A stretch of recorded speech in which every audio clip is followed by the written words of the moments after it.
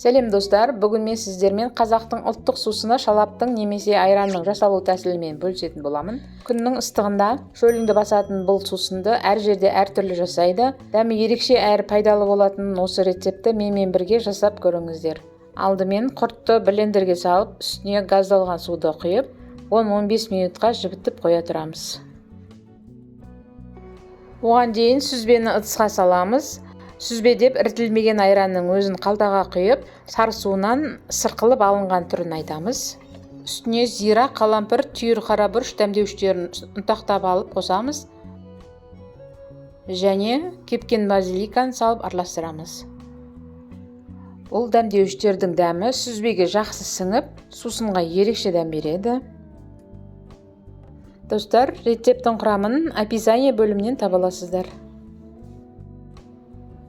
Жаңа жібітіп қойған блендердегі құртты езіп, араластырып, оны сүзбенің үстіне құямыз.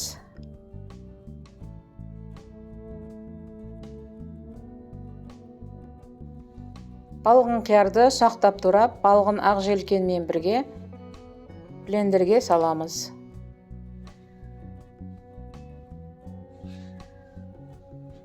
Блендерге салып, тағы да ұсақтап өткізіп аламыз да, сүзбенің үстіне салып,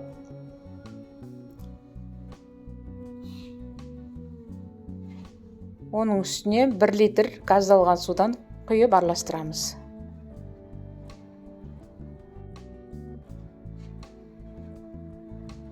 Барлығын жақсылап араластырып, үстінен тұз салып, тағы да араластырамыз. Сөйтіп, тоңазытқышқа қойып, мұздатып ішеміз.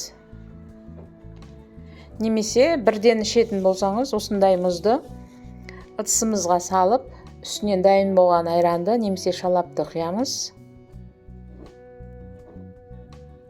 Міне, енді толықтай дайын болды. Асымыз дәмді болсын. Достар, осы рецеппен жасап көріңіздер. Ұнап жатса лайк басып, пікірлеріңізді жаза отырыңыздар. Арнаға тіркелуді ұмытпаңыздар. Сіздермен болған Айнұр, баршаңызға сәттілік.